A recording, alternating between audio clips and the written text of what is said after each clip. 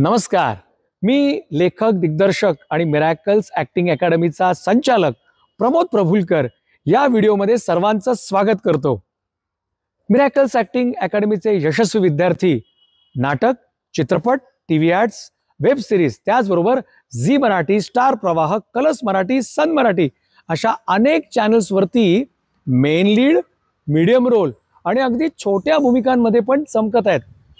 जसे की मेन लीडमध्ये ऋता दुर्गुळे, किरण गायकवाड, शिवानी बावकर, गिरिजा प्रभू, स्वर्धा ठिगळे, निखिल चव्हाण, निष्ठा वैद्य, दीपकार पारकर, आराध्य लवाटे, प्रियांका देशमुख, रौनक शिंदे, पूर्णिमा डे, विपुल साळुंके, शाश्वती पिंपळीकर, अनया पिंगळे, सुखदा बोरकर, तनिष्का विशे, मंगेश दळवी यासारखे अनेक विद्यार्थी गेल्या 23 वर्षांमध्ये नाट्य चित्रपटसृष्टीत आपलं नाव दिमाखाने चमकवत मिरॅकल्स अकॅडमीचा झेंडा उंचावत आहे.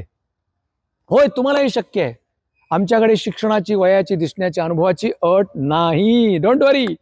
8 वर्षाच्या मुलामुलीपासून ते अगदी 80-85 वर्षांच्या आजी आजोबांपर्यंत विद्यार्थी आमच्याकडे शिकायला येतात.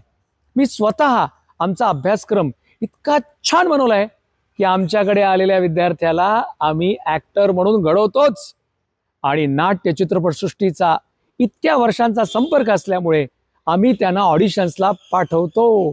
आणि जे विद्यार्थी कष्ट करतात, मेहनत करतात, त्यांना नक्कीच मेन लीड किंवा मीडियम रोल किंवा अगदी छोटा रोलही मिळतोच. प्रख्यात निर्माते, दिग्दर्शक आणि अभिनेते सचिन पिळगावकर यांच्या नवरा माझा नवसाचा 1 आणि 2 या चित्रपटांमध्ये आमच्या असंख्य विद्यार्थ्यांनी काम केलेलं आहे. मी लिहून दिग्दर्शित केलेल्या गोडगुपित, नामदार मुख्यमंत्री गणप्या गावडे, फिनिक्स, सुंदर माझं घर आणि यूथ ट्यूब या चित्रपटांमध्ये मेन कलाकारांबरोबरच मिरॅकल्स ॲक्टिंग अकॅडमीच्या विद्यार्थ्यांनी अत्यंत आत्मविश्वासाने काम केलेलं आहे. यूट्यूब या चित्रपटामध्ये मिरॅकल्स अकॅडमीचे 300 विद्यार्थी चमकले होते. त्यात मुख्य भूमिकेमध्ये शिवानी बावकर ही आमची विद्यार्थिनी होती. मिरॅकल्स ॲक्टिंग अकॅडमीचे 6 महिने आणि 9 महिने म्हणजे 24 रविवार आणि 36 रविवार यांचे ॲक्टिंगचे कोर्सेस असतात. महाराष्ट्रामध्ये आमच्या दादर, ठाणे, पनवेल, बोरिवली, विरार, कोथरूड, चिंचवड, कोल्हापूर, नाशिक, सोलापूर इत्यादी ठिकाणी शाखा आहेत.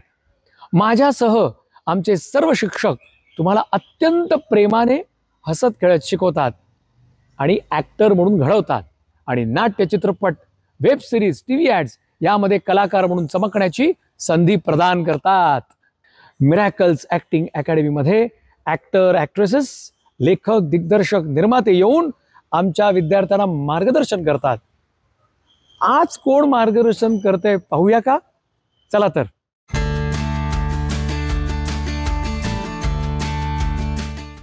सुरू करूयात आता गप्पा. सर म्हणाले जसं की खूप काम केलेलं एक व्यक्तिमत्व आपल्याकडे आलेलं आहे, अनुभवी, त्याच्यामुळे खूप गोष्टी शिकायला मिळणार आहेत आपल्याला.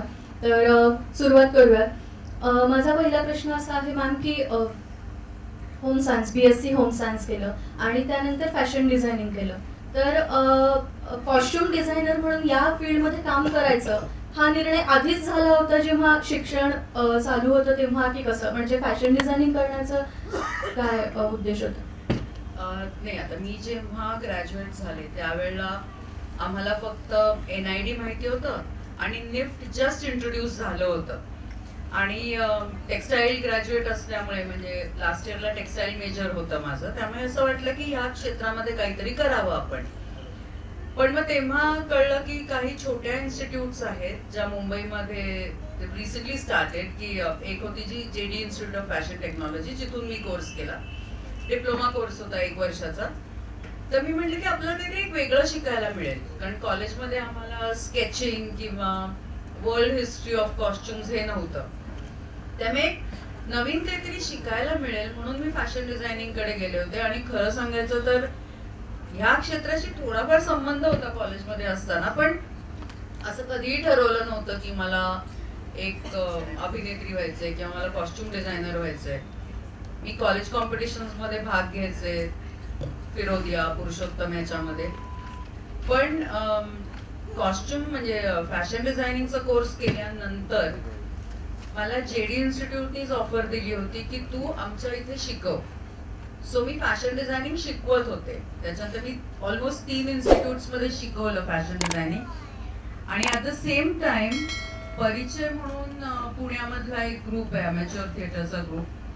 आता अनफॉर्च्युनेटली ऍक्टिव्ह नाही आहे, कारण आम्ही सगळेच खूप बिझी झालो आहेत त्या ग्रुपमधले. तर ते स्टेट कॉम्पिटिशनसाठी एक नाटक करणार होते आणि त्यांनी माझं काम बघितलं होतं कॉलेज कॉम्पिटिशन्समध्ये. माझ्या भावाचे त्यातले 2-3 जण मित्र होते आणि त्यांनी विचारलं की तुझी बहीण काम करेल का. माझा भाऊ म्हणला तुम्ही तिला विचारा, तिला योग्य वाटलं तर ती करेल. सो त्यांनी विचारलं मला आणि पहिलाच रोल होता तो म्हणजे आईचा रोल, 45 वर्षाच्या बाईचा रोल. तेव्हा मी जस्ट कॉलेजमधनं पास आउट झाले होते आणि एवढा मोठ्या बाईचा रोल करायचा मला नाही जमणार. आणि another thing is very funny किंवा इट विल बी डेफिनेटली, मी तुम्हाला म्हणेन की तुम्हाला ते खूप उपयोगी पडेल. गर्ल्स स्कूल, गर्ल्स कॉलेज, त्यामुळे मुलांशी कम्युनिकेशन फक्त मी NCCत होते तेव्हा जे काय मुलांशी कम्युनिकेशन तेवढंच. आणि जेव्हा नाटकामध्ये मुलांबरोबर काम करायला लागले तेव्हा जे इतकं इनिबिशन होतं की हातही लावायचं नाही मला. तर आमचा जो डिरेक्टर होता, म्हणजे गंमत आहे, एक सीन होता की माझा नवरा बाहेरून येतो आणि मी त्याला म्हणते की पटकन आवरा, आपल्याला अमक्या अमक्यांकडे जेवायला जायचंय. आणि त्याच्या हातामध्ये ब्रीफकेस होती त्याची ऑफिसची. I was suppose to take it from his hand. तर मी ना रिहर्सलला बघायचे की सपोज आता हे हँडल आहे ना, तर त्यांनी कुठे धरलंय, इकडे धरलाय का, अच्छा म्हणजे मला एवढा स्कोप आहे माझा हात ठेवायला. आणि लिटरली अशी बघायची की त्याचा हातही लागता का मध्ये. इतकी इनिबिशन्स होती माझ्यामध्ये. आणि हे आमच्या डिरेक्टरनी सुबोध पंडेंनी नोटीस केलं आणि तो म्हणला काय प्रॉब्लेम आहे तुझा, नवरा आहे. म्हणलं नाही हे असं मला काही जमणार नाही. म्हणलं आय एम सॉरी, मी नाही करत त्याच्यापेक्षा नाटक, ह्याचं हातबीत लावणं मला नाही जमत. कारण मुलींच्या कॉलेजमध्ये इट वॉज ओके ना, कुठल्याही नाटकामध्ये कुठल्याही मुलींनी हात लावला तर काही फरक नाही पडत. त्यांनी मला, सुबोधच ऍक्च्युली माझ्या नवऱ्याचा रोल करत होता. तो मला म्हणला आज रिहर्सल नाही, 1 तास आम्ही दोघे एकमेकांचा हात हातात घेऊन बसणार. म्हणलं मी घरी चालले, मला अजिबात करायचं नाही. मला ते सहनच होत नव्हतं की कुठल्या तरी मुलांनी माझा हात धरायचा आणि 1 तास बसायचं. पण ते केलं. मे बी कुठेतरी ते होतं की बाबा आपण नाटकातलं काम केलं पाहिजे आणि या इनिबिशन्स हळूहळू गेल्या पाहिजे. त्यामुळे आय गेस, आणि तिथून कॉस्ट्युम्सला पण सुरुवात झाली. कारण त्याच संस्थेचं आम्ही एक फ्रेंच रेव्होल्युशन वरती एक नाटक केलं होतं, which was written in German, translated into Marathi, आणि आम्ही केलं होतं. इट वॉज येथे चेष्टेची मस्करी होते म्हणून. तर त्याचे कॉस्ट्युम्स मी डिझाईन केले होते. आणि त्यांना सगळ्यांना माहिती होतं की मी फॅशन डिझायनिंग केलंय, कॉस्ट्युम्स, वर्ल्ड कॉस्ट्युम्सची माहिती आहे.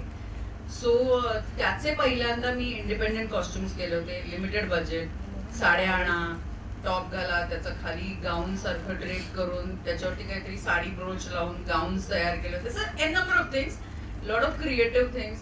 की मुलींच्या स्लॅक्स आणल्या आणि त्याला लाल रिबन लावली, कारण ते सोल्जर्सचे ब्लॅक आणि रेड स्ट्रिप असलेल्या ट्राउझर्स असायच्या, त्या कुठून आणायच्या, पैसे नव्हते कुणाकडे. आणि आय एम टॉकिंग अबाउट 89-90 ची गोष्ट आहे. सो तेव्हा तर पॉकेट मनी पण असं एवढं एवढंसं मिळायचं, त्यातनं आम्ही हे सगळे ऍक्टिव्हिटीज करायचो. सो असं वेगवेगळ्या गोष्टी करत करत, कुठे कानातलीच लावली, कुठे हे केलंय, असं करत करत आम्ही ते कॉस्ट्युम्स केले. आणि आय कॅन से की तिथून कॉस्ट्युम डिझायनर म्हणून सुरुवात झाली. पण मग आता 2 स्किल सेट होते, एक तर कॉस्ट्युम डिझायनर म्हणून पण आणि ऍक्टिंगची आवड पण होते. तर मग विद्यार्थ्यांसाठी मला असं एक विचारायचं की असे स्वतःतले काही स्किल, म्हणजे आता ठीक आहे की तुमचं एज्युकेशन त्यामध्ये झालं, पण मग ऍक्टिंगची आवड पण होती म्हणून मग त्यामध्ये आता तुम्ही काम करता. पण मग असं प्रत्येकाने किंवा विद्यार्थ्यांनी असं स्वतःतील काय स्किल सेट्स आहेत ते ओळखायला हवेत का, म्हणजे मग की ऍज अ ऍक्टर म्हणजे तुमच्या बाबतीत तसं नाही झालं, पण ऍज अ ऍक्टर म्हणून जेव्हा आपल्याला मनासाठी कामं मिळत नाहीये तेव्हा मग हा दुसरा काही स्किल सेट असेल तर मग सर्व्हाइव्ह करणं जास्त सोपं जातं. अगदी बरोबर आहे. मी असं म्हणणार नाही की तुम्ही ऍक्टर आहात तर फक्त ऍक्टिंग वरतीच डिपेंडेंट राहा. You have to have one more skill set with you. कारण बरेचदा असं होतं की काही सपोज 4-5 सिरियल केल्यानंतर ना चॅनल म्हणतात फार ओव्हर एक्सपोज आहे, नका कास्ट करू. काय करणार, मुंबईमध्ये राहून सर्व्हाइव्ह करणं is a very difficult job. त्यामुळे तुम्हाला अजून काहीतरी पाहिजे. म्हणजे I always say that you should have a fallback system. जसं मला मनात आणलं तर मी कॉस्ट्युम साठी परत जाऊ शकते, किंवा म्हणजे अजून एक आता आय लाईक टू मेन्शन की I work as a corporate actor. Multinational कंपनीजचे जेव्हा वर्कशॉप्स असतात की कम्युनिकेशन स्किल्स आहेत किंवा लीडरशिप क्वालिटीज आहेत, तर I work with 2 UK based companies आणि त्यांच्याबरोबर मी आता जवळजवळ 2010 पासून काम करते. So this is my fallback system. Every year we at least have 7 to 8 modules, आणि विच इज नाईस. मला एक रिफ्रेशिंग होतं, कारण मी वेगळ्या कुठल्या तरी फील्डमध्ये जाते. मला कॉर्पोरेट लँग्वेज माहिती नव्हती, ते मला शिकायला मिळालं. त्यांच्या टर्मिनॉलॉजी शिकायला मिळाल्या, ज्या मी कुठल्या तरी कॅरेक्टरसाठी टेलिव्हिजन किंवा फिल्ममध्ये वापरू शकते. सो आय थिंक हा ऍडेड ऍडव्हान्टेज असतो तुमच्याकडे 1+ काहीतरी असणं. अजून एक मला असं विचारायचं की तुम्ही एवढ्या सुरुवातीच्या काळामध्ये जेव्हा काम केलं तेव्हा सोशल मीडिया ऍक्टिव्ह नव्हतंच, म्हणजे किंवा व्हॉट्सॲप, फेसबुक, इंस्टाग्राम वगैरे. पण मग आता तसं विद्यार्थ्यांना तो एक बेनिफिट आहे की ऑडिशन कुठे होतात किंवा काय हे सगळं माहिती असतं, किंवा मिरॅकल्सकडून पण त्यांना ऑडिशनचे कॉल्स देतो आपण. आणि म्हणजे आता तुमची ऑडिशन व्हॉट्सअप करा किंवा तुमचे फोटोज मेल करा, व्हॉट्सअप करा, त्यामुळे जरा हे सोपं झालंय. पण मग जेव्हा तुम्ही काम करायला सुरुवात केली तेव्हा असं काही नव्हतं. तर मग त्या ऑडिशन देणं किंवा म्हणजे ते कसं मॅनेज केलं किंवा कसं तिथपर्यंत पोहोचलात वगैरे, की तो स्ट्रगल काय होता? ऍक्च्युली आता तुम्ही पटकन फोटो व्हॉट्सअप करता, ईमेल करता. आम्हाला तसं नव्हतं. आम्हाला हार्ड कॉपी घेऊन जायला लागायची. मग आधी माहिती नव्हतं, तर मागे जेल पेन किंवा पेनाने लिहायचो, नाव, नंबर वगैरे वगैरे, असं सगळं मोठं असायचं. काय काय केलंय ते अख्खं पेज, मागचं जो हे असायचं सगळं भरायचं. आणि मग ते फोटो घेऊन जायचे. सगळ्या जे कोण सांगेल की बाबा हे इकडे प्रोडक्शन हाऊस आहे, तिकडे प्रोडक्शन हाऊस आहे, तिथे तिथे आम्ही जायचो. मग ते सांगितलं जायचं की हे असं नका लावू, स्टिकर करायचा असतो. म्हणजे अरे बापरे, म्हणजे आता अजून एक खर्च की स्टिकर्स करायचे. मग नाव, नंबर आणि ह्याचे स्टिकर्स असायचे, ते मागे लावायचे. ते पुसलेले असायचे, मग त्याच्या मागे स्टिकर लावायचे. मग तो अजून एक ऍडिशनल खर्च होता. मग असे पुण्यातले आम्ही काही 4-5 मित्रमैत्रिणी होतो की जे एकत्र आम्ही स्ट्रगल सुरू केला होता. तर आम्ही सकाळी ठरवायचो की अमुक अमुक वाजता अंधेरीला भेटूया, आणि मग तिथून जायचो. गठ्ठे, असे फोटोचे गठ्ठे असायचे, कारण कोण कुठला फोटो मागेल माहिती नाही. क्लोजअप आहेत, मिड शॉट आहेत, फुल लेंथला कोणी विचारायचं नाही खरं सांगायचं तर. क्लोजअप वगैरे जास्ती चालायचे, ते घेऊन हिंडायचो, फोटो द्यायचो. बरं त्यावेळेला मोबाईलही नव्हते ना, लँडलाईन होती. आणि आम्ही 4-5 जणी एकत्र राहायचो. तर this is a very bad experience which I had. की माझ्यासाठी म्हणून फोन आला होता की अमुक अमुक प्रोडक्शन हाऊस मधनं तुम्हाला ऑडिशन साठी बोलवलंय. आणि नेमकी मी बाहेर गेले होते का कुठेतरी, तर माझी जी रूममेट होती तिने फोन घेतला तो, आणि तिने मला निरोपच दिला नाही. आणि माझ्याऐवजी ती गेली अँड शी गॉट सिलेक्टेड. आणि नेक्स्ट प्रोजेक्टच्या वेळेला असंच कुठल्या तरी ह्याला तो जो कास्टिंग वाला होता तो मला भेटला. तो मला म्हटला, मैंने आपको कॉल किया था, आप आई नहीं. मैंने सर मुझे मैसेज नहीं मिला आपका. मैंने अरे वो लड़की तो आई जिसने मैसेज लिया था, आपने उसने बताया नहीं आपको? मैंने नहीं, मुझे नहीं बताया उन्होंने. आणि काम गेलं हातातून. सो अशा अनेक गोष्टी घडल्यात. पण हा खूप मोठा स्ट्रगल होता की कधी कधी ते म्हणायचे की बरं एक तर काय होतं इथे लिहिलंय की मराठी आहे म्हणून. त्यामुळे पहिलं हिंदीमध्ये तर खूप प्रॉब्लेम यायचा की ऍक्सेंट नाहीये ना मराठी. तर त्यांना पंजाबी, गुजराती सगळे ऍक्सेंट चालतात, त्यांना मराठी ऍक्सेंट चालत नाही. हा का प्रॉब्लेम आहे मला आजपर्यंत कळलेलं नाहीये. मराठीमध्ये असा प्रॉब्लेम होता की दिसते तर महाराष्ट्रीयन पण घारे डोळे आहेत, मग कसं कास्ट करायचं, हा एक प्रॉब्लेम होता. कारण ती घारे डोळे म्हणजे कुठे प्लेस कुठे करायचं हेच कळत नव्हतं. सो इनिशियल डेज मुंबईमध्ये खूप अवघड होता मला. लिटरली म्हणजे CID PID सारखे एपिसोड करून हळूहळू स्वतःला मग कॅमिओ केला कुठल्या कुठल्या सिरियल्स मध्ये, असं हळूहळू करत सुरू झाली घोडदौड. आता तुम्ही हिंदीत खूप काम केलंय, हॉलिवूडमध्ये केलंय, मराठीमध्ये केलंय, तर काय फरक आहे आणि कुठे जास्त कम्फर्टेबल वाटतं काम करताना? वर्क पॅटर्न बघितला ना तर हॉलिवूडची लोक इतकी ऑर्गनाइज्ड आहेत, म्हणजे त्याचं नाव आहे एअर पॅनिक. ती आम्ही रामोजी फिल्म सिटीमध्ये शूट केली होती आणि part of it was shot in US. तर 1 महिना आधी माझ्याकडे कम्प्लीट बाउंड स्क्रिप्ट होतं, टू अँड फ्रो तिकीट्स होती, माझं वर्क शेड्यूल होतं माझ्याकडे. म्हणजे मी कुठल्या दिवशी स्टुडिओत पोहोचते, कुठल्या दिवशी माझी कॉस्ट्युम ट्रायल आहे. कॉस्ट्युम ट्रायल आधी झालीच होती पण तरी सुद्धा रिफिटिंग, त्याच्यानंतर कुठल्या दिवशी मी शूट करते, कुठल्या दिवशी होल्ड वरती आहे, कुठल्या दिवशी गॅप आहे, कुठल्या दिवशी माझं काम संपतंय, असं कम्प्लीट एक चार्ट मला दिला गेला होता. फायनल होऊन कॉन्ट्रॅक्ट साईन करून मी मुंबईत आले. त्याच्यानंतर स्क्रिप्ट मध्ये एक बदल झाला होता, एक सीन माझा ऍड केला गेला होता, तर तो मला पाठवण्यात आला होता बाय पोस्ट की हा पण सीन ऍड झालेला आहे. सो तुम्ही यू बी प्रिपेअर्ड की काय करायचं आहे काय नाही ते. मी पोचल्यानंतर इमिजिएटली मला कॉस्ट्युम ट्रायलला बोलवलं. कॉस्ट्युम ट्रायल झाल्यानंतर मला सांगितलं की उद्याचा दिवस तुम्ही होल्डवर आहात, तुम्ही वाचून घ्या सगळं.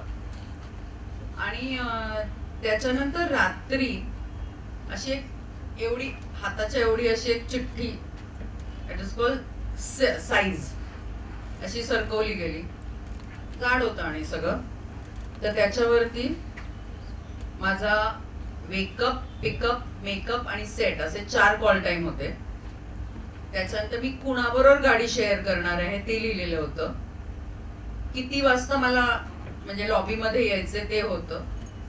त्याच्यानंतर कुठले सीन्स आहेत, सीनची 1 लाईन होती आणि माझ्याबरोबर कुठले आर्टिस्ट आहेत त्या सीन मध्ये, जे characters, not the artist name.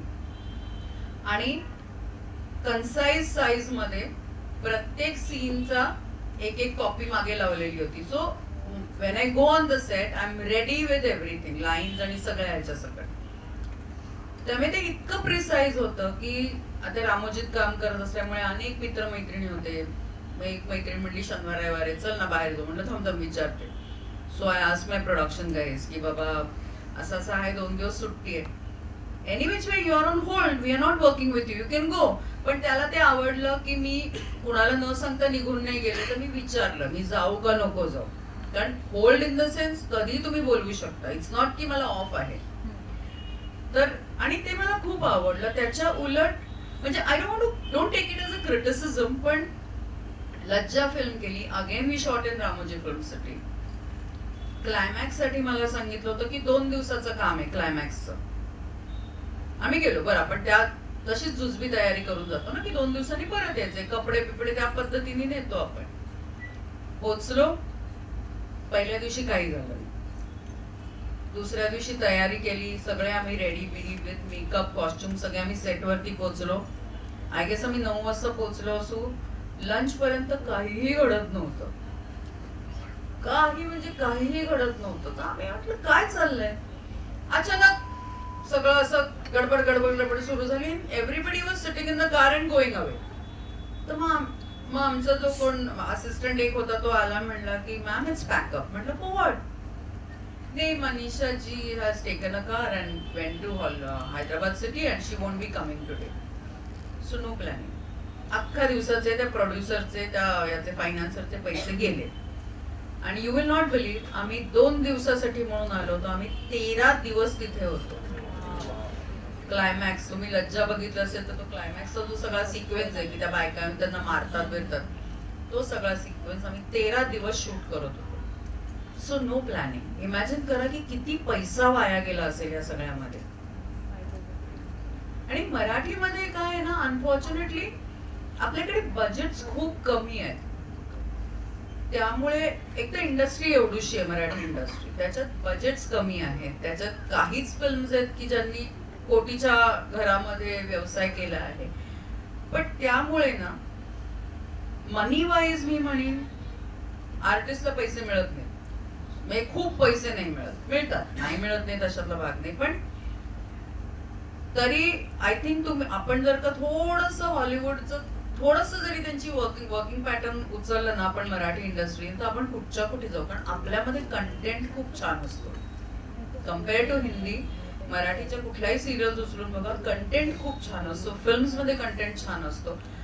आता बऱ्याच फिल्म्स आपल्या मराठीतल्या हिंदीमध्ये होतात, काही इंग्लिश मध्ये सुद्धा झालेले आहेत. So content wise because Marathi literature is very strong, त्यामुळे आपला कंटेंट छान असतो. पण आपण ह्याही गोष्टींमध्ये जर का पुढे गेलो तर I think sky is the limit.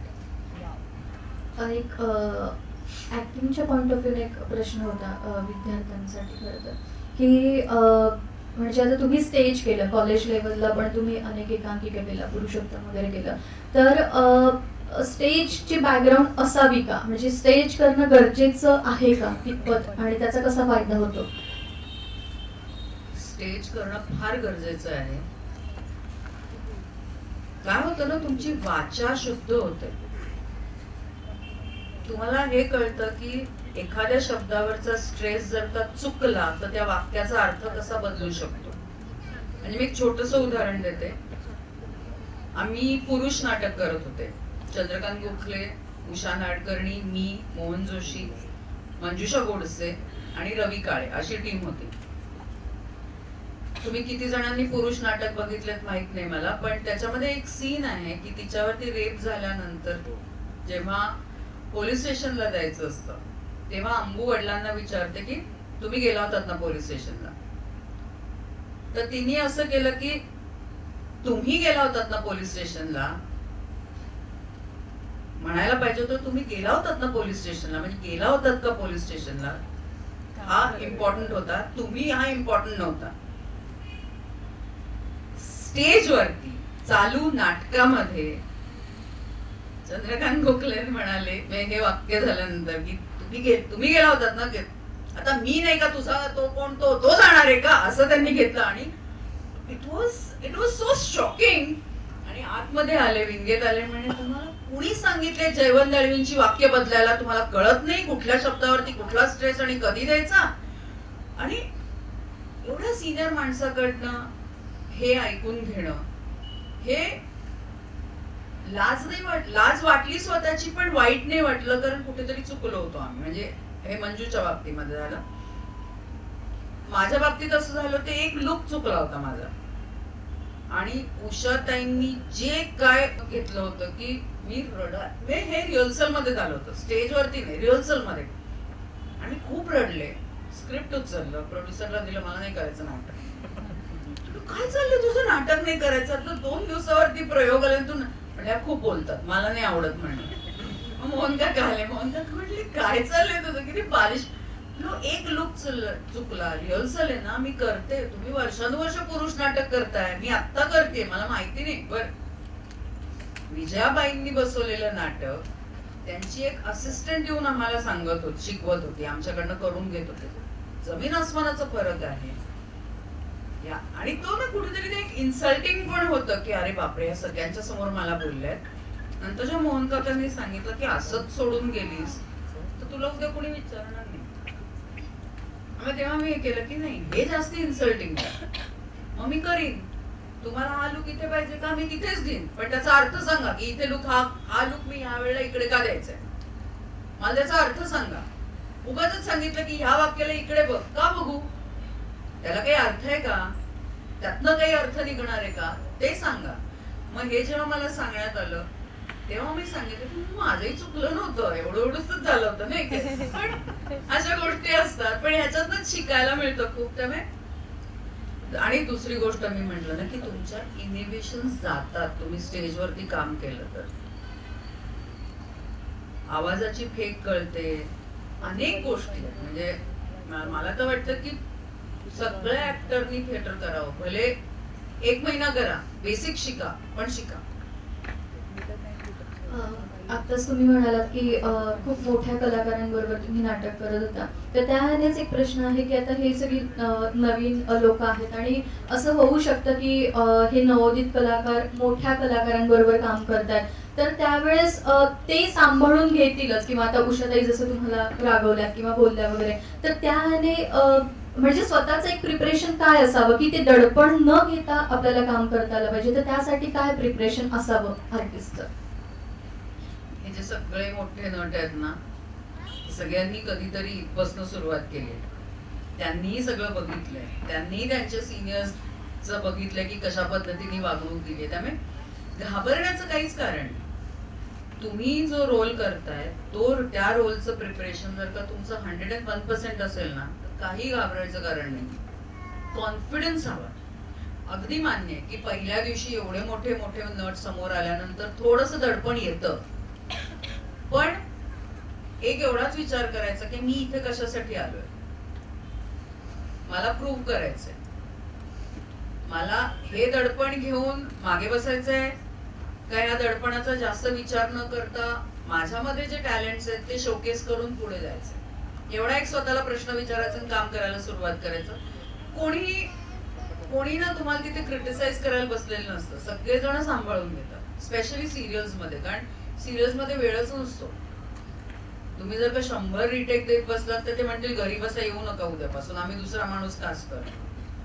Max to max 4 ते 5 रिटेक अलाउड आहेत, कारण वेळेचं बंधन खूप आहे सिरियल्स मध्ये. त्यामुळे तुम्ही जितकं पटकन तुमचं काम कराल तितकं चांगलं. तुम्ही खूप सिरियल्स केल्यात, वेगवेगळ्या विषयांवरती केल्यात, म्हणजे पौराणिक असेल, ऐतिहासिक असेल, तर अशा वेळेस प्रेक्षकांसमोर त्या आर्टिस्टची एक छाप असते, त्या भूमिकेची एक छाप असते. म्हणजे आता सिया के राम मध्ये मंथरा असेल किंवा उंच माझा झोकामध्ये सुभद्रा काकू असेल किंवा आता स्वामिनी असेल, तर त्यावेळेस तुम्ही जेव्हा वेगळी सिरियल करता किंवा वेगळा विषय करता, तेव्हा ती आधीची जी भूमिका आहे ती एक प्रेक्षकांसमोर असते. तर मग त्या ह्याच्यातून आपल्याला स्वतःला बाहेर काढण्यासाठी काही विशेष काम करावं लागतं का किंवा काय? खूप छान आहे. आणि मी एक वेगळ्या पद्धतीने उत्तर देते. मी लग्न नाटक करत होते लालनताईं बरोबर, आणि ना ते खूप इंटेन्स कॅरेक्टर होतं. म्हणजे इतकं होतं की शेवटी ना, म्हणजे मला असं नाटक संपताना मला असं होतं की अरे बापरे, आता काय होतंय माझं, म्हणमाणायला लागायचं डोकं. आणि मी नाटक संपल्यानंतर मेकअप रूम मध्ये अशी कोपऱ्यात बसून राहायचे. 2-3 प्रयोग लालनताईंनी ऑब्झर्व केला. नंतर त्या मला म्हणल्या की काय होतं तुझं, तू नाटक संपल्यानंतर कोणाशी बोलत नाहीस, काही नाहीस, अशी गुपचूप बसून असतेस. म्हटलं मला ना त्रास होतो. समवेअर आय फील की ते character it starts growing on me, आणि मला त्याच्यातनं बाहेर नाही पडता येते. मला नॉर्मल संयोगिता होता येत नाहीये पटकन, मी रिंकीच राहते. तर त्या मला म्हणल्या तुला माहितीये रथचक्र करत होते तेव्हा असंच व्हायचं माझं. मी त्या भूमिकेत इतकी अडकले होते की शेवटी मला हार्ट अटॅक येईल की काय इतका वेळ आली. त्यावेळेला म्हणे मला एक बटन सापडलं जे प्रत्येक आर्टिस्ट कडे असतं. ते स्विच ऑन कधी करायचं, स्विच ऑफ कधी करायचं हे त्या आर्टिस्टला कळलं पाहिजे. स्विच ऑन करायचं, स्टेजवरती जायचं, तुम्ही ते कॅरेक्टर असता. तुम्ही तेव्हा संयोगिता नसतं किंवा प्रमोद नसतं किंवा कोणीच नसतं, मधुराणी नसतं, तुम्ही ते कॅरेक्टर असता. नाटक संपलं, एक्झिट घेतली की तुम्ही परत संयोगिता होता. हे करता आलं पाहिजे. आणि आता तू जसं म्हणालीस की वेगवेगळ्या भूमिका केल्या, ती भूमिका करताना म्हणजे आता सिया के राम करत असताना माझ्या अजून 3 सिरियल्स चालू होत्या. एक असावा सुंदर स्वप्नांचा बंगला चालू होती, एक दर्द का रिश्ता म्हणून डीडीची चालू होती, आणि एक वचनबद्ध सह्याद्रीची. अशा 4 सिरियल्स चालू होत्या, म्हणजे 2 मराठी 2 हिंदी. बर, सिया के राम मध्ये प्राकृत हिंदी होतं, त्यामुळे परत तो लहेजा आणि ते सगळं प्रॉपर ते शब्द येणं हे फार गरजेचं होतं. पण मी काही नाही, म्हणजे इथून मुंबईत हैदराबादला जाताना विचार करायचे ओके आज आता आपल्याला मंथरा करायचंय, ते सुरू व्हायचं इथे. मे बी ती प्रोसेस झाली होती तोपर्यंत. किंवा हैदराबादून परत येताना असं असायचं की चला आता आपल्याला अत्तू करायचंय तिकडे जाऊन, तेव्हा ते मॅनरिझम्स आणि ते तिकडेच सोडून यायचं मंथरेचं, इकडे आपण अत्तू आहोत. तर हे कुठेतरी नंतर आय गेस ना अननोइंगली व्हायला लागतं. त्याच्यासाठी तुम्हाला विचार नाही करायला लागत जास्त. काही डिरेक्टरला असं आर्टिस्ट बाबतीत स्क्रिप्ट पार्ट नाही आहे किंवा डायलॉगचा प्रॉब्लेम आहे. पण मग आता जेव्हा आपण सिनेमा करतो किंवा थिएटर करत असतो तेव्हा थिएटरला तर बरेच दिवस तालीम होत असते, त्यामुळे पाठांतराचा तसा काही प्रॉब्लेम नसतो. पण मग सिरियल करताना कधी कधी असंही होतं की जेव्हा तुम्ही लोकेशनवर जाता आणि तुम्हाला स्क्रिप्ट मिळते तर मग कायम तर त्यावेळेस मग कसं प्रिपरेशन असतं किंवा कसं काय, म्हणजे सिरियल्स बद्दल जरा माहिती सांगा. सिरियलला तुम्ही सेटवरती पोहोचलात ना की एक साधारण तुमचा मेकअप बिकअप झाला की असिस्टंट तुम्हाला त्या दिवसाचे सीन जर सगळे आले असतील लिहून तर मिळतात, नाहीतर जे काय पहिले 2-3 सीन करणार आहोत ते आणून दिले जातात. माझी जनरल प्रॅक्टिस ही आहे की एकदा सीन मिळाले की सगळे सीन वाचून घ्यायचे, एक जनरल सगळ्यांचं वाचून घ्यायचं, मग फक्त आपल्या लाईन्स वाचून घ्यायच्या, ठेवून द्यायचं बाजूला, जास्ती नाही वाचायचं. कारण सेटवरती गेल्यानंतर परत रिहर्सल होणार असते त्याची, आणि मग सगळ्या आर्टिस्टच्या बरोबर 2दा वाचन झालं आणि ब्लॉकिंगच्या वेळेला परत जेव्हा डिरेक्टर सांगत असतो ब्लॉकिंग की कोणाची कशी मुवमेंट आहे काय आहे, त्यावेळेला परत जेव्हा लाईन्स होतात त्याच्यानंतर त्या डोक्यात बसतात. त्यामुळे जवळजवळ 5 ते 6 वेळा तुम्ही त्या लाईन्स वाचलेल्या असतात किंवा बोललेल्या असतात, त्यामुळे ते आपल्या डोक्यामध्ये राहतं.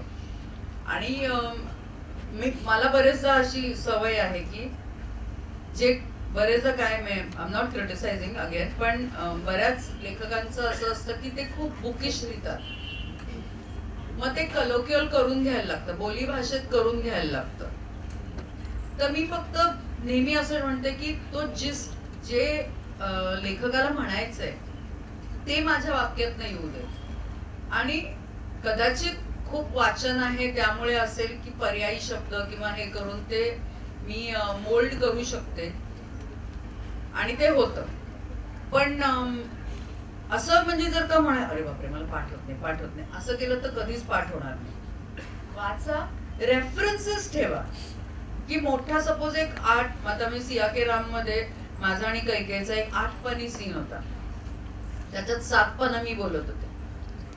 हा, आणि तो क्रोमावरती आम्ही शूट केला होता. त्याच्यात ते 2 स्ट्रॉंग फॅन्स होते मोठे मोठे, त्याचा आवाज, ती धूळ उडायची, आणि असं होतं की काय होणार आहे, मी वाचलंय तर सगळं खरं, पण विदाउट एनी कट आम्ही तो कट इन द सेन्स की विसरलोय म्हणून कट केलंय असं नाही.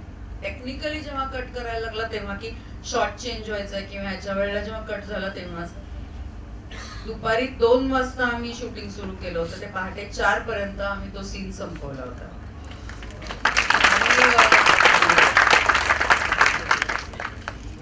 पण असं कधीच झालं नाही की अरे माझ्या लाईन्स लक्षात नाहीये. So it was really nice. आणि रेफरन्सेस ठेवायचे की बाबा काय होतं, ह्या चंक मध्ये कशाबद्दल बोललीये, ओके, दुसऱ्या चंक मध्ये कशाबद्दल बोललीये, हा, असं केलं ना. आणि आता मे बी ना ही माझी पद्धत आहे, प्रत्येकाची वेगवेगळी पद्धत असते लक्षात ठेवण्याची. तर अशा पद्धतीने केलं तर रट्टा मारू नका, कारण रट्टा मारलात ना तर संपलं. रट्टा मारून काही होत नाही. म्हणजे जरा समोरच्याचा डायलॉग चुकीचा आला तर अरे नाही पण हे बोललं नव्हतं, हे असं होतं, मग तिथे संपलात तुम्ही, असं नाही. तो रट्टा मारू नका, तो एक जे काय लेखकाला म्हणायचंय ते पोचू दे. जसं तुम्ही म्हणालात की मी मुलींच्या शाळेमध्ये शिकले, त्याच्यामुळे नाटक करताना जो काही प्रॉब्लेम आला, तसंच काही म्हणजे आता सामान्य लोकांमध्ये असं एक हे असतं की मुलींसाठी सेफ नाहीये हे फील्ड, तर अशा वेळेस पालकांना ती भीती असते. तर मुलींनी स्वतः काय काळजी घ्यायला हवी या फील्डमध्ये काम करताना? मुलींसाठी हे फील्ड सेफ नाही असं मी अजिबात म्हणणार नाही, कारण again the way you project yourself, the world is going to judge you accordingly. तुम्ही जर का रिव्हिलिंग कपडे घालून, वेडवाकडं बसून, वेडवाकडं बोलून, सिगरेट पीत, दारू पीत लोकांना भेटलात, ते म्हणतील ही अशीच आहे मुलगी. पण जर का तुम्ही साध्या वेशामध्ये, साधे म्हणजे अगदी घाणेरडे काहीतरी कपडे घालून जाऊ नका, पण प्रेझेंटेबल गेलात, छान बोललात, रिस्पेक्टफुली बोललात, तर कुणाची हिंमत आहे तुमच्याकडे वाकड्या नजरेने बघण्याची?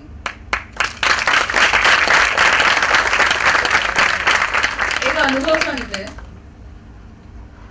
हिंदी सिरियल करत होते एक दूरदर्शनची, आणि जो डिरेक्टर प्रोड्युसर होता he was an actor also, very famous actor. आणि आदल्या दिवशी आम्ही एक सीन केला होता, तर तो ऍक्च्युली तो डिरेक्ट करणार होता, पण काही कारणाने तो येऊ शकला नाही, दुसऱ्या कोणीतरी केला. त्याच्यानंतर मग दुसऱ्या दिवशी आम्ही एक होळीचा सिक्वेन्स होता, तो सगळा झाला. आणि नंतर मग तो आला माझ्याशी बोलायला, मॅम कल का कैसे हुआ वगैरे वगैरे. तर मी सांगत होते की तू असतं असतं तू अजून काहीतरी थोडेसे नुआन्सेस काढले असतील, वेगळ्या पद्धतीने वेगळे अँगल लावले असतील वगैरे. हे मी बोलते ना, बोलता बोलता त्यांनी असं ना कमरेत हात घातला. Entire unit was standing in front of me. माझं सगळं बोलून झालं, मी शांत होते. नंतर मी म्हंटल खुश हो गया. त्यांनी जो हात काढला त्याच्यानंतर त्यांनी माझ्याकडे कधी नजर वर करून सुद्धा बघितलं नाही. So you should know how to handle your self.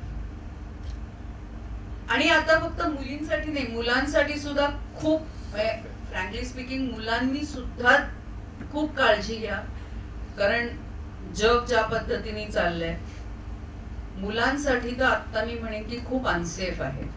So be careful. Me too नाही, इट्स बेसिकली अबाउट सेम जेंडरच्या ह्याच्यामुळे. आणि आता ओपनली आपल्याला सगळ्यांना माहिती आहे, everybody is accepting it, nothing wrong in it. पण स्वतःला व्यवस्थित प्रेझेंट करा. केवळ काम मिळते म्हणून कोणीतरी म्हणालं की रात्री ये ना 2 वाजता कॉफी प्यायला, आणि गेलो तयारून कॉफी, काही गरज नाही. काही रात्री 2 वाजता वगैरे कॉफी प्यायला कोणाबरोबर जायची गरज नाही. Understand the hidden meaning. ज्या पद्धतीने तुम्हाला बोलवलं जातं, let's meet in the evening. नको ना, कशाला दुपारी भेटू ना, बरं असतं दुपारी भेटणं, कशाला संध्याकाळी भेटायचं, काही गरज नाही. माझी खूप कामं गेली पण आय एम हॅपी, कारण रात्री मला शांत झोप लागते. अजून एक म्हणजे खरं तर एक कुतूहल आहे, म्हणजे की आता सिरियलचं जे शूटिंग असतं, म्हणजे 12-12 तासाचे शिफ्ट असतात वगैरे, किंवा तुम्ही सकाळी 7ला जाता आणि तुमचा शॉट कधी लागेल ते सांगता येत नाही, पण आणि ती कंटिन्युटी असते. म्हणजे तर आता काही आर्टिस्ट असे असतात की पहिल्या त्या एपिसोडपासून तर सिरियल संपेपर्यंत त्यांच्यात असं काही चेंज नाही जाणवत. तर एवढं हेक्टिक शेड्यूल असूनही स्वतःचा फिटनेस असेल किंवा ह्या गोष्टी कशा मेंटेन करतात किंवा करायला हव्यात? फिटनेस ना खूप महत्वाचा आहे, कारण एकतर 8:30चा कॉल टाइम असेल तर तुम्हाला ना बॅकवर्ड कॅल्क्युलेशन करायला लागतं की बाबा माझ्या घरापासून सेट किती लांब आहे, किती वेळात मी पोहोचू शकेन, त्याच्या आधी उठून काय ब्रेकफास्ट करायचंय, आंघोळ करायचे, व्यायाम करायचा आहे, हे सगळं कॅल्क्युलेट करायला लागतं. आणि तसं करताना व्यायाम, तुमचं डाएट, या 2 गोष्टी खूप काळजीपूर्वक सांभाळायला लागतात. आणि एक आहे ना की आपलं लावलेला असतो ना मेकअप, आपण चेहऱ्याचे पोर्स कम्प्लिटली बंद करून ठेवलेले असतात 12-14 तास. तो मेकअप प्रॉपरली काढणं, चेहरा धुणं, जे काय हलकं क्रीम वगैरे जे काय लावायचंय ते लावून त्याला फ्रेश ठेवणं, ही पण जबाबदारी आहे. आज काय 7 वाजता पॅकअप झालंय, मग चला बसूया, नका बसू. दुसऱ्या दिवशी सकाळी 7:30चा कॉल टाइम आहे, अजिबात बसायची गरज नाही. सो या गोष्टी प्लीज कॅल्क्युलेट करा, कारण त्या खूप गरजेच्या असतात. नाहीतर दिसतात अंडर आईज पफ्ड आहेत, मारे जरा 2 मिनिटं तरी लिंबू सरबत पितो, कशासाठी, नका ना बसू, रात्री जागू नका. पण हे आपण स्वतः ठरवायचंय की आपल्याला एक सिरियल करून घरी बसायचंय का आपल्याला जन्मभर हेच काम करायचं, हे स्वतःचा स्वतः निर्णय. इट्स नॉट अ कंपल्शन की बाबा मी असं करते म्हणून तुम्ही तसं करा. कोणाला रात्री जागून मजा मारून उद्या दुसऱ्या दिवशी सकाळी फ्रेश राहता येतं, तशी तब्येत असेल. So first of all understand yourself की तुमची कपॅसिटी काय आहे आणि त्याप्रमाणे तुम्ही काय. मी 4 सिरियल एका वेळेला करू शकते, कोणी एक सिरियल सुद्धा व्यवस्थित करू शकत नाही, दमतात. तर आपली कपॅसिटी ओळखायला शिका आणि त्याप्रमाणे ऍक्सेप्ट करा काम जे काय आहे, आणि त्याप्रमाणे प्लॅन युअर डे. आता सुरुवातीच्या काळामध्ये म्हणजे की भूमिका निवडताना फार हे असतं की अरे बापरे, म्हणजे कन्फ्युजन असतं, हे काम हातातून नको जायला वगैरे. तर मग त्यावेळेस काय करावं, म्हणजे की पुढे जाऊन त्याचा काय म्हणतात करिअरवर त्याचा इम्पॅक्ट नको व्हायला, की मी सुरुवातीलाच अशा भूमिका नसत्या केल्या तर बरं झालं असतं. तर एक म्हणजे सुरुवातीच्या काळामध्ये एकदा एक्सपिरियन्स आल्यानंतर तो विशेष फरक पडत असेल असं वाटत नाही, पण मग सुरुवातीच्या काळात भूमिका निवडताना काय काळजी घ्यायला हवी? मी ना सो फॉर्च्युनेट, कारण मला हा आत्ता अनुभव शेअर करता येतो. मी रंगपंढरीचा पहिला एपिसोड बघितला परवाच. विक्रम गोखलेंनी सांगितलं की ही भूमिका करणार नाही असं म्हणायला चान्सच नव्हता, का तेव्हा पैसेच नव्हते. एस्टॅब्लिश करायचं होतं स्वतःला. सो जेव्हा स्वतःला एस्टॅब्लिश करायचं असतं ना, आणि दुसरी गोष्ट, सिरियल ना हिट झाली तुमची सिरियल तर लोक वर्षानुवर्ष बघतील, पण ती हिट नाही झाली तर विसरून जातात. तुम्ही कुठलं कॅरेक्टर केलं होतं कोणाच्या लक्षातही राहत नाही. त्यामुळे सध्याच्या काळामध्ये असं नका समजू की अरे बापरे मी अमुक केलं. नवाजुद्दीन सिद्दीकीने किती छोटूसा रोल केला होता, आज तो कुठे आहे माणूस. सो असं काही नसतं की बाबा मी अमुक पद्धतीचे रोल केले तर मला पुढे कामं मिळणार नाही. It's a journey. Irfan Khan घ्या किंवा अजून कोणाचं उदाहरण देऊ. मी माझी मैत्रीण आहे राजश्री देशपांडे म्हणून, जिला तुम्ही सिक्रेट गेम्स मध्ये बघितलं असेल. मी एक नाटक केलं होतं त्याच्यामध्ये तिने रिसेप्शनिस्टचा रोल केला होता. म्हणजे त्याला रोलही म्हणता येणार नाही, इतका छोटूसा रोल होता, पण आज ती कुठे गेली आहे. So again it depends on yourself की तुम्हाला कुठे पोहोचायचंय.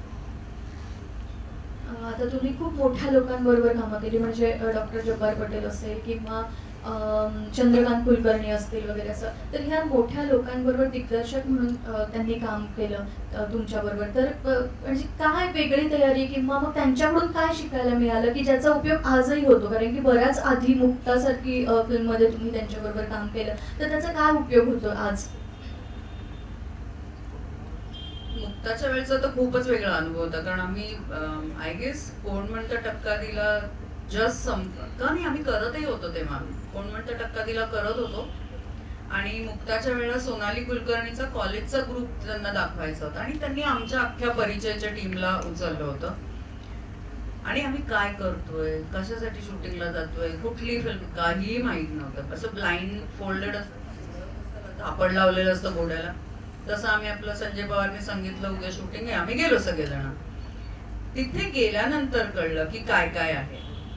इकडे बसायचे मागे, ओके बसतो, पण माहितीच नव्हतं, काहीच माहित नव्हतं. सोनाली आणि अविनाश नारकरचा सीन होता कॅन्टीन मधला, आणि आम्ही मागे बसतोय. कुजबुज करा कुजबुज करा. ती कुजबुज किती करायची असते? कुजबुज म्हणजे ते कलकलाट नको ना, ते किती, ते कळलं की बाबा when you are not important, the other two characters are important. तुम्ही सबड्यूट राहायला पाहिजे. किंवा एक छोटासा सिक्वेन्स होता की ज्याच्यामध्ये आम्हाला गाणं म्हणायचं होतं, पथनाट्य होतं, त्याच्यात गाणं म्हणायचं होतं. ते गाणं आधी रेकॉर्ड केलेलं होतं, पण मग ते लिपसिंग कसं करायचं हे तिथे शिकता आलं. आणि त्याचा उपयोग मला एक, मी हिंदी सिरियल करत होते वो रहने वाली महलों की, तिथे मला एक अंगाई म्हणायची होती. तर मी एकदा दोनदा ऐकली आणि म्हटलं चला टेक करू, आणि मी परफेक्ट लिपसिंग दिला. तर एव्हरीबडी वॉज शॉक, कारण खूप जुनं गाणं होतं. म्हटलं मे बी ते कुठेतरी शिकलेली होते, ते आता रिफ्लेक्ट झालं. सो आपण आपल्या याच्यामध्ये कुठे काय कोपऱ्यामध्ये लपवून ठेवतो ना, त्याचा उपयोग बरोबर त्या त्या वेळेला होतो. बॅचमध्ये बऱ्याच वेळेस विद्यार्थ्यांना पोर्टफोलिओ करण्याची खूप घाई असते, म्हणजे कोर्स संपण्याच्या आधी. तर त्याबद्दल काय सांगू शकता तुम्ही की किती महत्वाचं आहे आणि ते कधी करावं? आणि दुसरी अजून एक मला एक प्रश्न विचारायचा त्या संदर्भातच की पोर्टफोलिओ करताना तुम्ही कॉस्ट्युम कसे सिलेक्ट करावे की ज्याचा पुढे काम मिळताना काही संबंध असतो? जेव्हा तुम्ही शिकत असाल ना, तेव्हा घाई करू नका पोर्टफोलिओ करण्याची, कारण एक्सप्रेशन्स तुम्हाला कसे द्यायचे हे माहित नाही, तुम्हाला पोजिंग कसं करायचं हे माहिती नाही. अनदर थिंग, आजकाल पोर्टफोलिओचं महत्व थोडं कमी झालंय. तुमचे नॅचरल शॉट्स मागतात, सेल्फी नाही, कारण सेल्फीला तितकं महत्व नाहीये, कारण तुम्ही खूप फिल्टर घालून हे करता. तसंच पोर्टफोलिओच्या वेळेला असतं, खूप फिल्टर, सॉफ्ट फिल्टर आणि अमुक तमुक वापरून तुम्हाला खूप प्रेझेंटेबल केलं जातं. पण एक तुमचं रॉ विदाउट मेकअप वाले सुद्धा लुक आजकाल लोक मागतात. Costumes again a very important, कारण एक it is a English saying की अ मॅन इज जज by his dress than his address. तुम्ही कपडे काय घालताय त्याच्यावरनं तुम्ही कोण आहात हे कळतं. तुम्ही कुठे राहताय याच्यावरनं तुम्ही कसे असाल हे नाही कळत. It's little difficult. मी प्रभात रोडला राहत असेल पण मी खूप फाटके तुटके कपडे घातले असतील, घाणेरडी राहत असेल तर कोणी म्हणणार नाही की प्रभात रोडला राहते. So demarcations now have changed. तर पोर्टफोलिओ करताना सी टू इट की तुम्ही व्हरायटी द्या. म्हणजे मराठीच करणार आहे मी तर मग मी इतर कशाला करू. कशाला एक मुलगी आहे चांगली दिसते, बेंगोली अटायर मध्ये करून बघा, वेस्टर्न करून बघा. आणि दुसरी गोष्ट ते कपडे आधी घालून बघा, स्वतःला आरशात बघा, ते सूट होत आहेत का नाही ते बघा आणि मग डिसाइड करा की हा मी कपडा किंवा ही साडी ही मी पोर्टफोलिओसाठी वापरणार आहे का नाही. ब्लेझर्स घालतात मुलं. ब्लेझर कॅरी करायची एक वेगळी पद्धत असते आणि if you are not okay with it please don't wear blazers. Specs सुद्धा वेगवेगळे ट्राय आउट करा ना. कारण काय होतं माहितीये का, तुम्ही कुठले फोटो पुढे पाठवताय त्यांच्या समोर तुम्ही नसता तर तुमचे फोटो असतात. त्या फोटोंवरनं बघितलं जातं की ही मुलगी ह्या रोलसाठी सूट होईल का, बोलवा. कारण तुम्हाला एकट्याला बोलवलं जात नाही ना, 25 लोक असतात, त्यातनं शॉर्टलिस्ट होता तुम्ही. सो तो विचार करा की आपल्याला कुठल्या पद्धतीचे रोल करायचे आणि तसं ठरवून मग त्या पद्धतीचे कॉस्ट्युम्स सिलेक्ट करून घालून बघा. आरशासमोर बघा, स्वतःला फुल लेंथ मिरर समोर उभं राहा, बघा आपण कसे दिसतोय आणि मग ते कपडे वापरा. उगाचच काहीतरी घालू नका. थोडस मागे जाऊयात आपण की म्हणजे नकारात्मक भूमिका केली, म्हणजे आता सिया के राम मध्ये जसं मंथराची असेल वगैरे, तर असं अशा निगेटिव्ह भूमिकेसाठी विशेष काही म्हणजे काम करावं लागतं किंवा प्रिपरेशन काही करावं लागतं का? प्रिपरेशन म्हणजे ना खरं तर स्वतःला सांगायला लागतं की you are not negative in real life. जे तुम्ही जो रोल प्ले करताय त्याचा तुमच्यावरती परिणाम होऊन देऊ नका. आणि खरं सांगू का की निगेटिव्ह रोल करण्यामध्ये खूप मजा असते, कारण खूप बारकावे त्यातनं काढता येते. पॉझिटिव्ह रोल मध्ये जास्ती करण्याला काही नसतं. रडायचं. मी सिरियलच्या बाबतीत बोलते, मी सिरियलच्या बाबतीत. पण सिरियलच्या बाबतीत पॉझिटिव्ह म्हणजे मेन लीड असते, तिची आई असते, जे सतत रडत असतात, त्यांना दुसरा काही उद्योग नसतो. आणि जे निगेटिव्ह असतात त्या खूप मजा करत असतात. निगेटिव्ह कॅरेक्टर वॅम्स जे असतात ते, कारण त्यांना खूप खेळता येतं त्या कॅरेक्टरमुळे. सो जरी माझ्यावरती ठपका बसले की निगेटिव्ह रोल करते, पण I am happy with it, कारण त्यातनं मला खूप काय वेगवेगळ्या भूमिका करता आल्या. तर वेगळी तयारी असं काही नसतं. फक्त अगेन एज आय सेड की काय करायचंय. आता मी जर का काही स्कॅमिंग करते कुठल्या बाबतीमध्ये, तरी मोठे मोठे डोळे करत करायची काही गरज नसते. शांतपणे तुम्ही सटल याच्यातनं पण ते दाखवू शकता. तर ते विचार करा. त्याच्यासाठी म्हणजे मी म्हणेन की वेगवेगळ्या लोकांचे काम बघा, त्यांनी एखादा रोल कसा पोर्ट्रे केलाय ते बघा, त्यातनं शिका. एखादी कुठली तरी लकब तुम्ही घेऊ शकता त्याची, किंवा बोलण्याची पद्धत घेऊ शकता. पॉज कुठे घ्यायचा, कधी घ्यायचा. Vikram Gokhale, hats off to हिम, की ते बरोबर त्यांना कळते की माहितीये. आणि त्या पॉज मुळे काय फरक पडू शकतो पुढची लाईन जेव्हा तुम्ही म्हणता. सो हे वर्किंग आहे आणि हे आता तुम्ही ठरवायचं की कसं करायचं ते. पण जसं आता मी म्हटलं की निळू फुलेंनी सतत निगेटिव्ह रोल्सच केले. पण तुम्ही कुठलीही त्यांची भूमिका काढून बघा, एक भूमिका दुसऱ्या भूमिकेसारखी नसेल, त्याच्यात काहीतरी वेगळेपणा होता. तर तो वेगळेपणा कसा द्यायचा निगेटिव्ह करताना, हे तुमचं तुम्ही ठरवलं पाहिजे. आता जसं मंथरामध्ये होतं की मंथरा करताना माझ्या डोळ्यासमोर एक, जेव्हा मला विचारलं की तू मंथरासाठी आम्ही तुला शॉर्टलिस्ट केलंय तर तू ऑडिशनला ये. ओके, मी जाते. मी गेले, ऑडिशन दिली. मग मला फोन आला की तू सिलेक्ट झालीस. आणि नंतर मग बाकीची सगळी कमर्शियल्स आणि ही सगळी बोलणी सुरू होतात. तर तेव्हा फक्त डोक्यात एकच होतं की मंथरा म्हणजे ललिता पवार, हे एक इक्वेशन तयार झालं होतं. तर ते मी कुठेतरी तोडू शकले तर मला आवडेल. टचवूड थोड्याफार प्रमाणात ते मी करू शकले. आय एम नॉट सेइंग की I completely change the entire thing, पण कुठेतरी आज मला मंथरा म्हणून, म्हणजे सिया के राम म्हटलं की अरे संयोगिता मंथरा असं ते कुठेतरी होतं. I am happy with it. तर मी त्यांना फॉलो नाही केलं, मी माझा एक विचार केला मंथरेचा की ती कशी असेल. ती कैकेयी बरोबर इकडे आली आहे. ते काय ना, आपल्याला जे रामायण माहितीये त्याच्यापेक्षा बरंच काही आहे. म्हणजे मंथरेच्या सांगण्यामुळे रामाला वनवास घडला. का घडला? तर तिने विश्वामित्रांचं आणि यांचं बोलणं ऐकलेलं असतं की जर राम अयोध्येतनं बाहेर गेला नाही तर रावण मारला जाणार, आणि रावण मारला गेला नाही तर पृथ्वी नष्ट होईल. आणि कैकेयीला सांगितलं की रामाला पाठवायचं, तर कैकेयी कधीच म्हणणार नाही की पाठवा, कारण ती प्रचंड प्रेम करत असते त्याच्यावरती. So she plays a Trump card की बाबा तुला तो वर दिले होते, वरांचा उपयोग कर, भरतला राजा करील असं सांगितलं होतं, तो वापर. सो कुठेतरी ती पॉइझन करते, पण तिचा मकसद जो वेगळा असतो तो ती साध्य करते. ते आपल्याला मंथरा म्हणजे वाईट, तिच्यामुळे रामायण घडलं हे माहितीये, पण हे कोणाला माहिती नाहीये. तर थोडस वाचन त्याच्याबद्दल, देवदत्त पटनायकांची 1-2 पुस्तकं वाचली होती. त्याच्यानंतर स्कंद रामायण म्हणून एक आहे, त्यातलं काही मंथरेबद्दल वाचलं होतं, आणि मग थोडं प्रिपरेशन केलं होतं. आता ही निगेटिव्ह भूमिका करताना मगाशी असंच आपण म्हणालो की पौराणिक जशा आपण भूमिका करतो तो प्रेक्षकांवरती एक छाप असते त्या कॅरेक्टरची, तसं निगेटिव्ह भूमिका जेव्हा आपण साकारतो तर ऑब्व्हियसली त्याची पण एक छाप असते. तर असा काही एखादा किस्सा आहे का की निगेटिव्ह भूमिका केल्यानंतर प्रेक्षकांचा काय प्रतिसाद होता, किंवा असं लाईव्ह कोणी म्हणजे भेटल्यानंतर काय फीडबॅक दिला किंवा असं काही? खूपच भीषण किस्सा आहे हा.